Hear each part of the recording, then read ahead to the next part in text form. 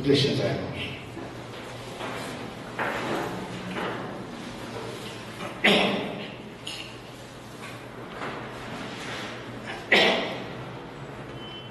Mas, irmãos, nós estamos dando continuidade ao nosso estudo bíblico no livro de Mateus.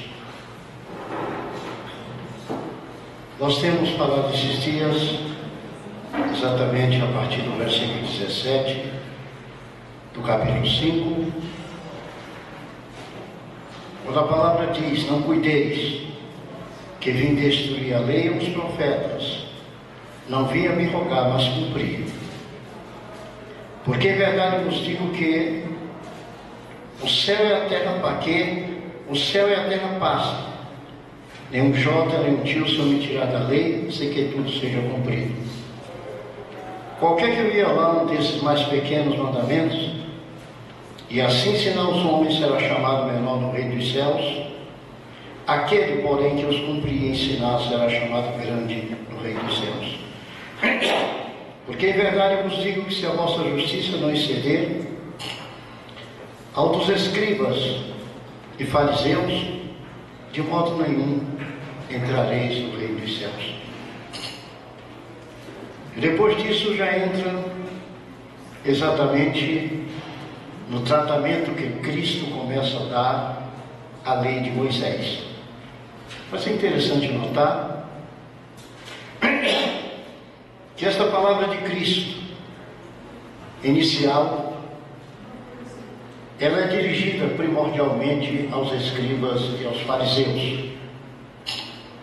Não sabem muito bem o que esta classe representava para o povo de Israel. Os escribas, que eram aqueles estudantes do Velho Testamento, e só podiam se tornar escribas, de acordo com os historiadores, após completarem pelo menos 40 anos de idade. Porque aos 40 anos eles já tinham várias décadas que estudavam o Velho Testamento e tinham de cor, até mesmo para fazer a cópia do mesmo, não? Os fariseus eram respeitados no meio do povo como aqueles que levavam o povo ao cumprimento da lei, e eles se tinham como guardiãos da lei, e o povo respeitava exatamente o pensamento desses dois grupos que lideravam o povo de Israel religiosamente. Mas acontece que Jesus aqui, ele, quando mostra que veio cumprir a lei, ele começa a atacar diretamente essas duas classes de liderança. Quando ele diz: qualquer que violar um destes mais pequenos mandamentos e assim ensinar aos homens, será chamado menor no reino dos céus. Ele queria dizer aos escribas e fariseus que o estrelado deles não era o que eles pensavam. Mas diante de Deus eles eram pequenos, porque eles levavam a violação da lei e não o cumprimento como Deus queria.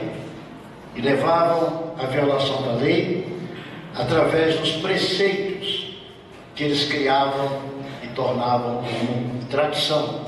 O próprio Jesus disse: vocês invalidam a lei de Deus pela vossa tradição. Então, quando Jesus chega e diz: porque eu vos digo que se a vossa justiça não exceder a dos escribas e fariseus, de modo nenhum entrareis no reino dos céus.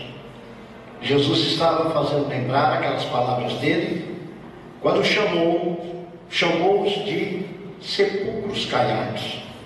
Eram pessoas que, oralmente, no modo de ensino, no modo da instrução, eles tinham a primazia dentro da lei, mas eles violavam a própria lei. E o Senhor mostrou que aquela justiça deles era uma justiça exterior. Eles não mantinham realmente a justiça da lei. Eles mantinham a aparência da justiça da lei. E quando chega no versículo 21, o Senhor começa a fazer um esclarecimento acerca da lei mosaica. Ele não começa na ordem direta que estão os mandamentos, está no capítulo 20, principalmente no capítulo 20 do livro do Êxodo. Porque o primeiro mandamento ali se refere exclusivamente ao relacionamento do homem com Deus. O relacionamento, a adoração, a prostração, como devia ser o relacionamento inicial e primordial do homem com Deus. O Senhor começa exatamente com outro mandamento. Ele diz: ouvistes o que foi dito aos antigos. Essa expressão, meus irmãos, nos leva para a lei de Moisés.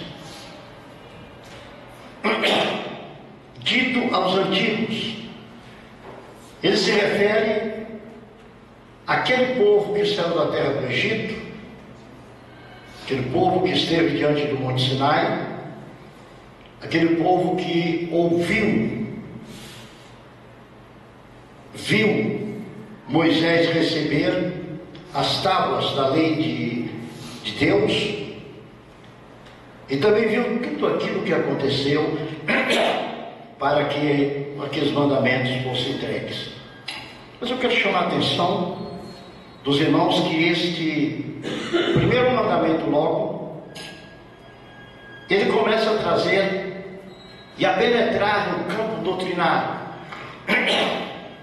Porque segundo a lei de Moisés, quando a lei diz não matarás, a pena era um castigo humano. O sujeito que matava, ele também seria morto. Depois da regulamentação da lei mosaica, é que aparece aquela figura que nós conhecemos do nosso direito pátrio, a figura do homicídio culposo. Veja bem, aqui quando foi dada a lei para Moisés, aquele que matasse também seria morto. Havia uma pena e não havia nenhuma excludente nesta pena, não havia nenhuma forma atenuativa nessa pena. Lá adiante, vai haver a atenuação da pena. Vai haver o exame, a pena deixa de ser totalmente objetiva, para ver também a subjetividade dentro da pena. Como, pastor? Passou a haver o crime, nós encontramos um crime chamado culposo na Bíblia Sagrada. Que quando veio a regulamentação foi dito que, se alguém estiver fazendo uma construção, estiver passando alguém por baixo e cair o material da construção sobre aquela pessoa, e aquela pessoa vier a morrer, foi dito que fossem construídas as chamadas cidades de refúgio, e aquele homicida, ele podia fugir para uma cidade de refúgio e ficaria naquela cidade de refúgio até que o sumo sacerdote morresse. Morreu o sumo sacerdote, ele podia voltar novamente para a sua casa, porque a sua pena já estava totalmente acabada. Nós temos na lei brasileira também, nós temos a decadência, nós temos a prescrição, e ali também foi criado esse aspecto jurídico, é muito antigo, tá certo? Mas agora Jesus vai falar sobre os mandamentos, e ele começa falando sobre o matar. Ouça bem: ouvistes o que foi dito aos antigos, não matarás. Qualquer que matar será réu de juízo. Não é será réu em juízo, é será réu de juízo. Por quê? Porque a condenação já estava na palavra. Era uma aplicação automática da pena. Não era preciso haver um processo com os seus procedimentos, com as suas razões, tudo não, ele já estava ali. Então ele será réu de juízo. Tudo bem. Agora ele vem, eu porém vos digo. A lei de Cristo, meus irmãos, além de ser superior à lei de Moisés, ela cuida não do sentido da pena material do homem, mas vai cuidar do sentido da pena espiritual. O julgamento agora passou para o campo espiritual. Olhe bem, eu porém vos digo, além de ter passado para o campo espiritual, é uma análise muito agravada acerca do fato. No decálogo é simplesmente não matarás. Aqui não, aqui vem. Eu porém vos digo, se qualquer, sem motivo, se colerizar contra seu irmão, será réu de juízo. Vamos continuar. E qualquer que disser ao seu irmão raca, réu de sinédrio. E qualquer que ele disser louco, será réu do fogo do inferno. De repente Jesus introduz uma figura nova no julgamento. Inferno. Réu de inferno. Como é que apareceu isso na história bíblica? E como é que Jesus introduz isto na história bíblica? Os irmãos sabem, a Bíblia diz que no vale de Enom, a sudoeste de Jerusalém, tinha um vale. Este vale, meus irmãos, ele era conhecido como local de serem oferecidos sacrifícios humanos. 2 reis ofereciam sacrifícios humanos ali.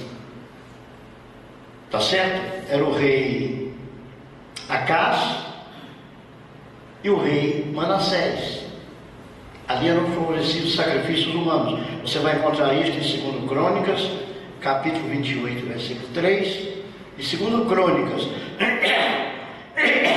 capítulo 33 e versículo 6. Tá certo? O profeta Jeremias chamava esse local, estava em Jeremias 19:6, de Vale da Matança. Vocês vão ver como o Senhor gerou isso. Tá certo? Agora, no tempo de Jesus, depois que foi abolido o sacrifício, aquilo se tornou o lixão de Jerusalém. E aquele lixão, como eles não tinham como fazer para se livrar do lixo, as carcaças de animais e tudo, eles tocavam fogo. E como o lixo era alimentado cotidianamente, aquele fogo não parava. O fogo estava sempre queimando. E aquele local do lixo, onde o fogo ardia continuamente, eles passaram a chamar de inferno, que é Geena, que é Tártaro, né? Passaram a chamar de inferno na época de Jesus. Então, quando Jesus quis mostrar que havia uma pena nova, e essa pena nova seria espiritual, Jesus agora criou a figura do réu do inferno. Veja bem, qual seria a tortura do inferno? Ser jogado naquele local onde o fogo era alimentado diariamente pelo lixo, para ser destruído ali. Só que nós vamos ver na Bíblia depois a forma de Jesus falar era para que eles entendessem a condenação eterna por causa do pecado. Existem aqueles que negam o inferno. Dizem que não existe. Eu poderia até ver com vocês as várias correntes de pessoas quanto ao destino eterno, né? Se der tempo a gente ver. Mas na Bíblia, segundo os pesquisadores, principalmente no Novo Testamento, segundo eles, existe 162 referências só no Novo Testamento que adverte acerca do inferno. Por que, pastor, o senhor está falando sobre o inferno? Porque é um assunto que nós temos que entender. Entender biblicamente o que ele vem a ser, o porquê dele, para que ele e o que acontecerá com ele no final de todas as coisas. Dizem essas pessoas que pesquisam que só Jesus tem mais de 70 menções acerca do inferno. Então, segundo os pesquisadores bíblicos, é o assunto que Jesus mais fala na Bíblia, é o inferno. É o assunto que Jesus mais trata no Novo Testamento, é o inferno. Então, se Jesus trata tantas vezes, cerca de 70 vezes ou mais, existem mais de 162 referências, é porque é um assunto importantíssimo para nós entendermos. Quando nós abrimos o capítulo 16 do Evangelho de Lucas, quero que os irmãos me acompanhem.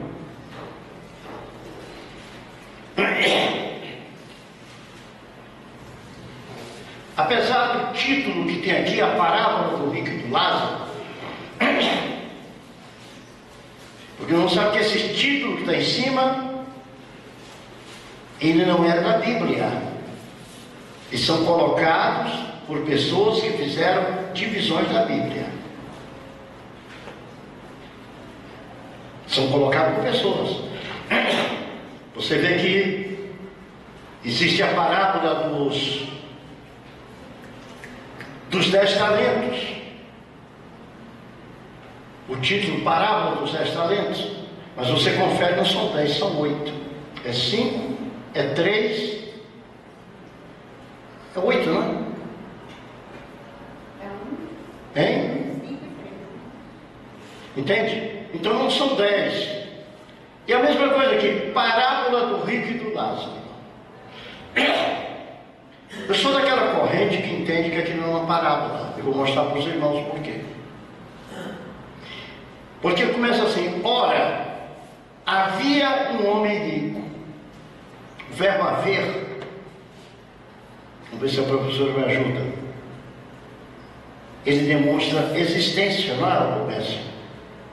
Quando eu digo há, eu estou dizendo existe, não é isso? Então, se aqui diz havia um homem rico, está dizendo existia um homem rico.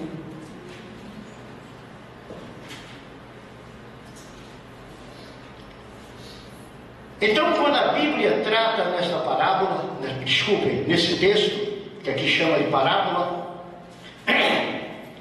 no versículo 20 diz: havia também um certo mendigo chamado Lázaro, que jazia cheio de chagas à porta da queda.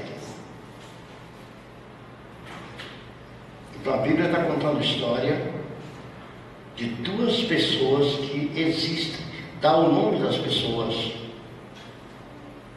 dá o endereço. Ele vivia na porta do homem rico, Lázaro.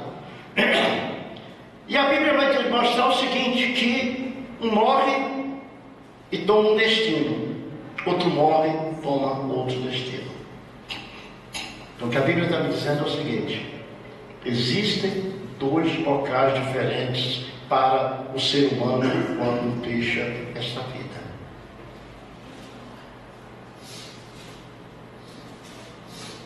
Um lugar se chama céu e outro se chama inferno. lugar chamado céu é chamado de várias formas na Bíblia também. Você vê que nesse texto da parábola é chamado de seio de pai Abraão. Tá certo? E aqui diz o seguinte, que no Hades, ou no inferno, ou no mundo dos mortos, ergueu os olhos estando em tormentos. Então aqui está mostrando que existe um grupo de pessoas que, quando deixam esta vida, eles vão para um local serem atormentados.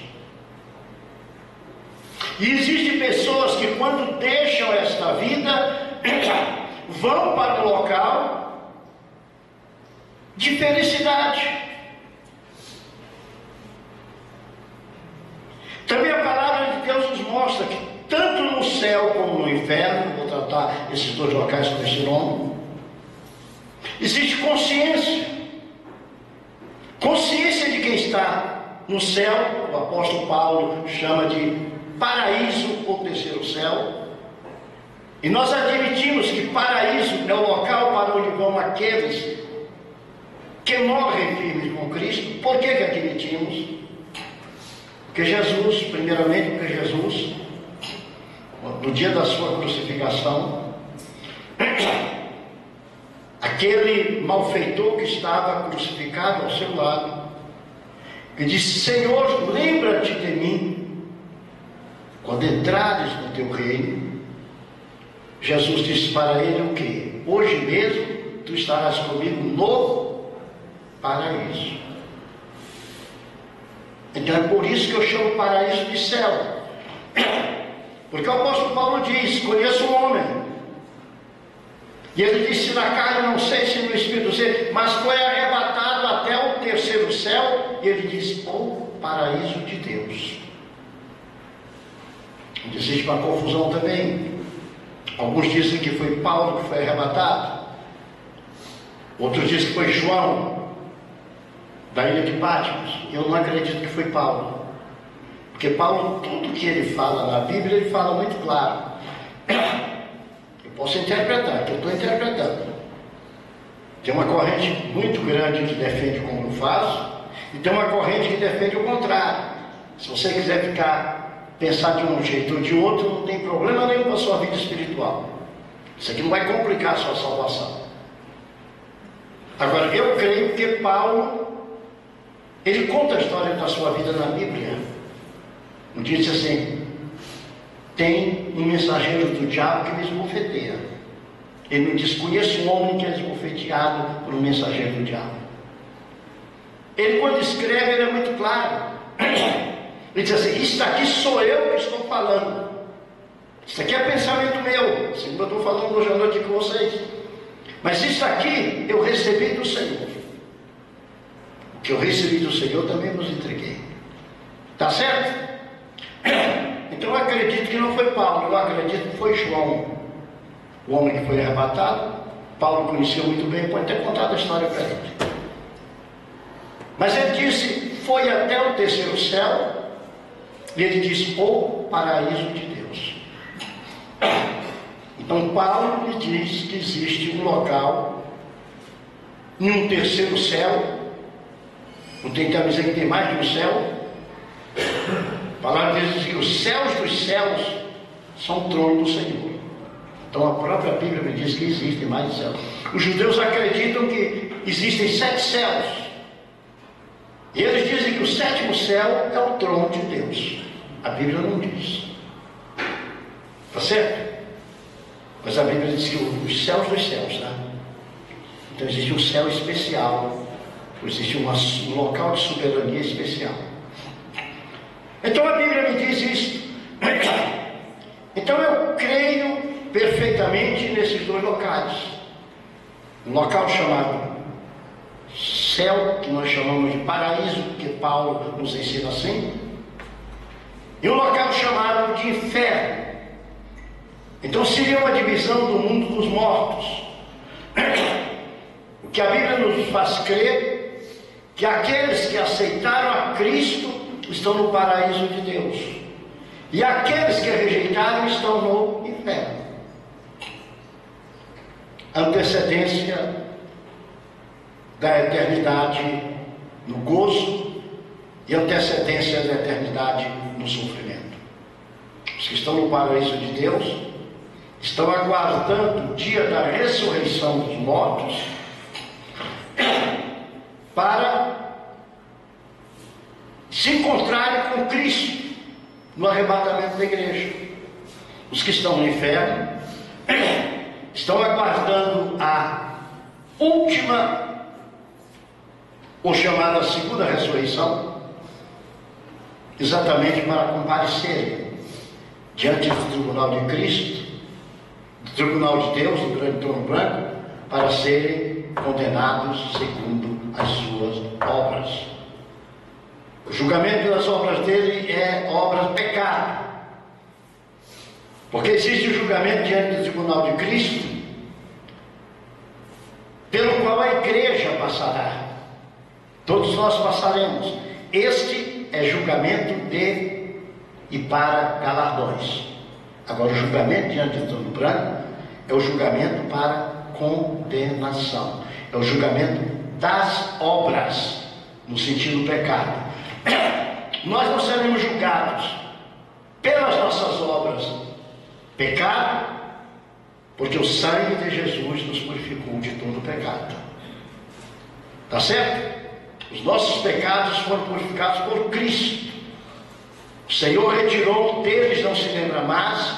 Não existe de forma nenhuma condenação diz a palavra, para os que estão em Cristo Jesus. Tá certo? Então a Bíblia diz que um morreu e foi sepultado, o outro, e no inferno ele ergueu os olhos. Então aqui é Jesus que está chamando este local do mundo dos mortos de inferno. Ergueu os olhos e viu a Lázaro no seio de pai Abraão. Disse: Pai, tem misericórdia de mim e manda Lázaro que molhe com água a ponta do seu dedo, refresque a minha língua, porque eu estou atormentado nessa chama. Então veja que ele faz um clamor: estou atormentado nessa chama. Jesus disse: olha, lembra-te, recebeste teus bens em vida. Lázaro males, agora este é consolado e tu atormentado.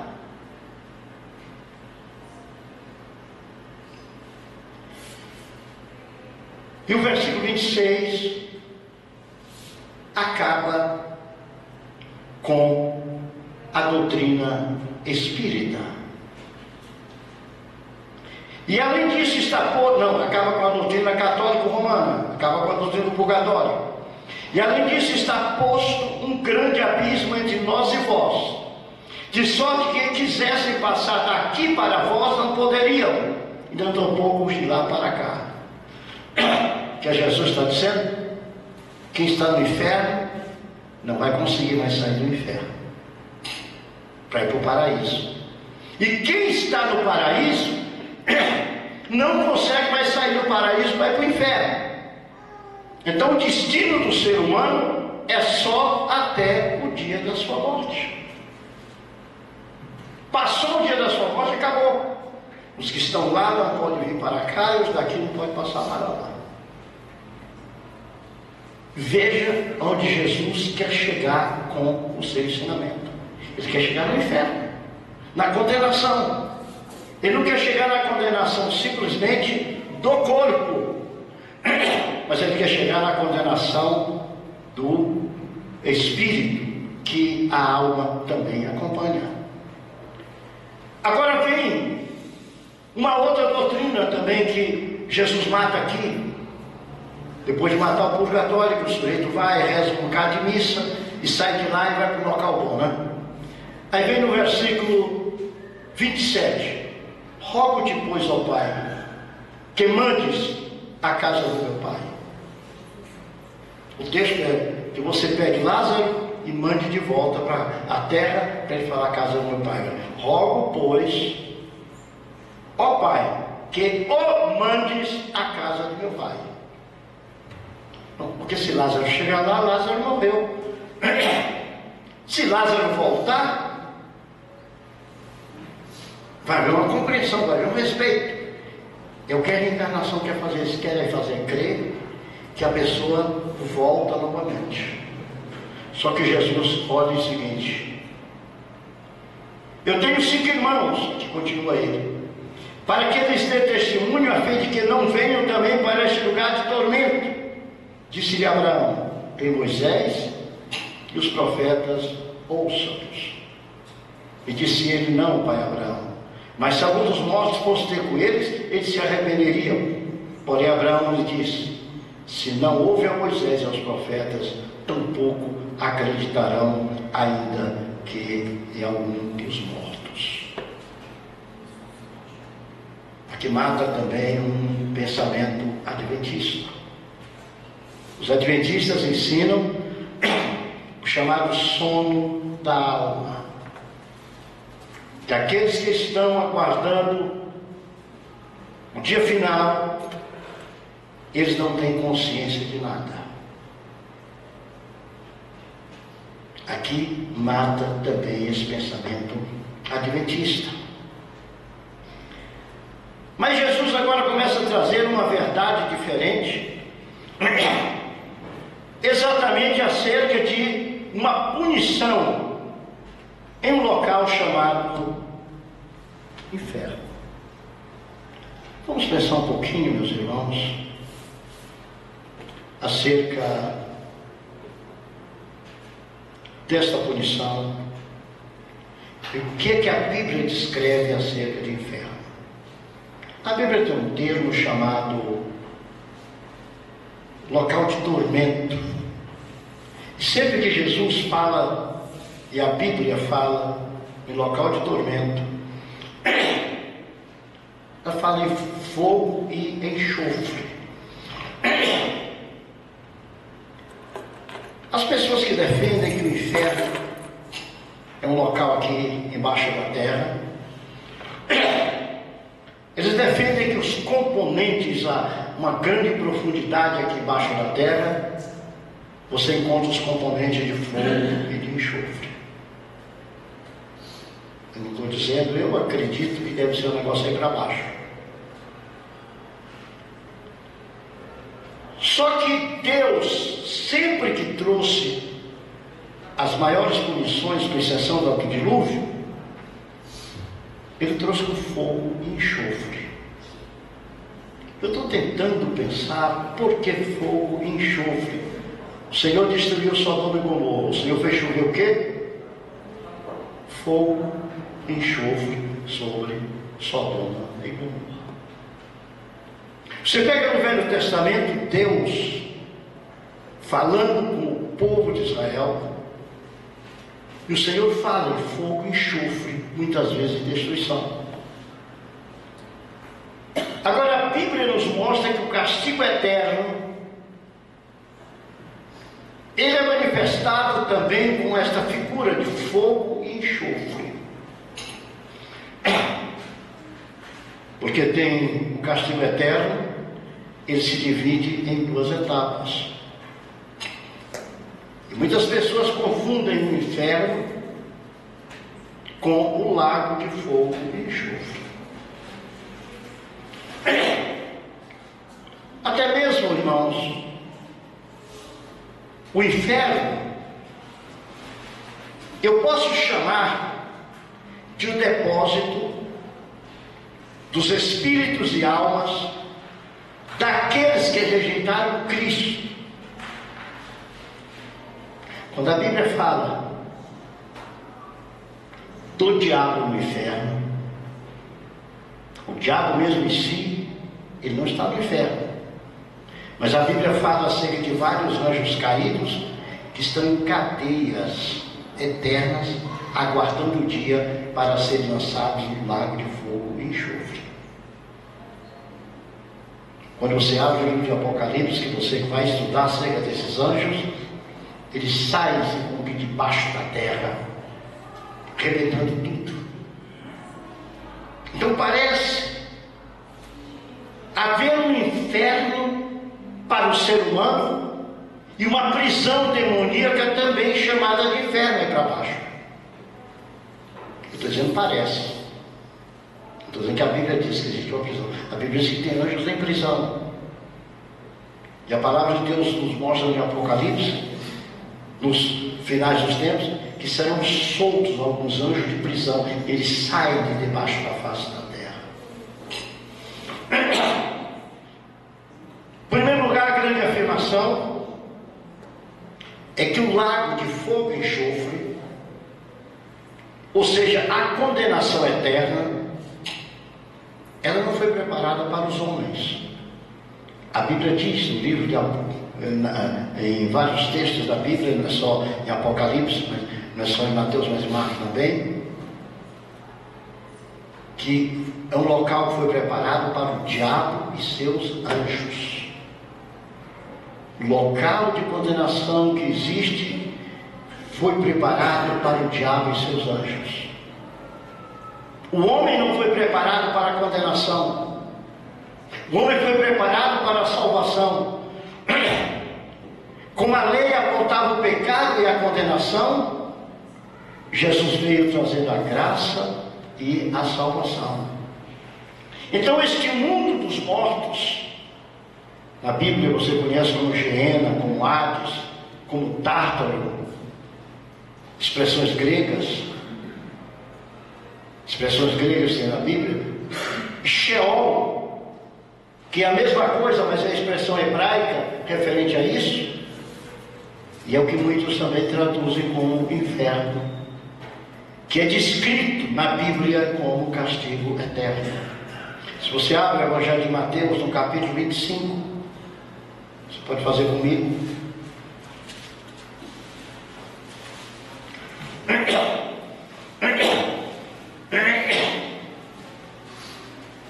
E o versículo 41 está escrito: então dirá também aos que virem, aos que estiverem à sua esquerda, apartai-vos de mim, malditos, para o fogo eterno, preparado para o diabo e seus anjos. Fogo eterno preparado para o diabo e seus anjos. Veja bem, aqui o Senhor está condenando e lançando as pessoas na condenação eterna, ou morte eterna, ou separação eterna de Deus. Mas a palavra diz que chama de fogo eterno. Esse sentido de fogo, meus irmãos, não é que tem um fogo queimando como lixo de Jerusalém naquela época, mas é a consciência da pessoa, é o sofrimento que ela está passando ali, os momentos miseráveis que ele está naquele local. Então aqueles momentos miseráveis que ele está vivendo, a Bíblia diz que é um castigo eterno e chama de lago de fogo e enxofre. Está certo? Aqui no capítulo 25, no versículo 46, irão estes para o tormento eterno, mas os justos para a vida eterna. Então, tanto o tormento eterno, tanto o tormento como a vida são eternos.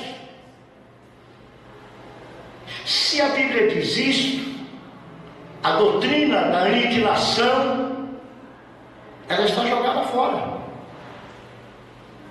A doutrina da aniquilação é que as pessoas serão destruídas, mas não serão condenadas eternamente. Mas Jesus mostra que tanto a salvação como a condenação é eterna. Está certo? Quando nós abrimos o capítulo 13 de Mateus,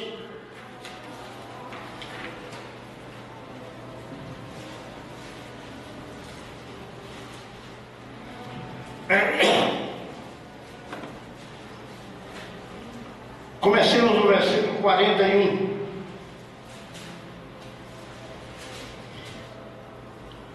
Mandará o Filho do Homem os seus anjos, e os colherão no seu reino tudo que causa escândalo e os que cometem iniquidade, e lançá-los-ão na fornalha de fogo. Ali haverá pranto e ranger de dentes. Então os justos resplandecerão como o sol no reino de seu Pai. Quem tem ouvidos para ouvir, ouça. Nós vamos para Apocalipse capítulo 14. Só que para tenhamos uma ideia hoje, inicial desse assunto, porque Jesus vai tratar dele. Muita gente não entende, nós precisamos entender. Apocalipse capítulo 14,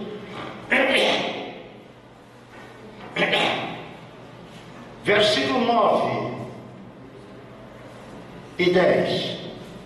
E seguiu-os o terceiro ar dizendo, e seguiu o terceiro anjo dizendo, com grande voz, se alguém adorar a besta e a sua imagem, e receber um sinal na sua testa ou na sua mão, também o tal beberá do vinho da ira de Deus, que se deitou, não misturado no cálice da sua ira, e será atormentado com fogo e enxofre diante dos santos anjos e diante do Cordeiro. E o fumo do seu tormento sobe para todo sempre, e não tem repouso nem de dia nem de noite, os que adoram a besta e a sua imagem, e aqueles que receberem o seu sinal. Aqui Mateus capítulo 3.